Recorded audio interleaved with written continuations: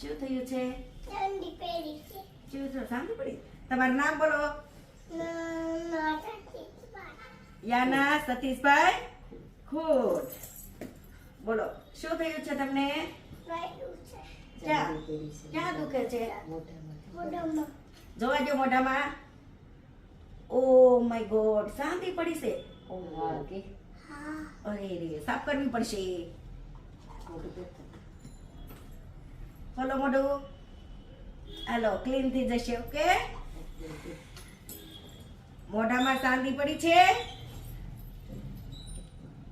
વેસવા કાઢું કે હજી ભાવ વચ્ચે? ભાવ વચ્ચે રાખવી છે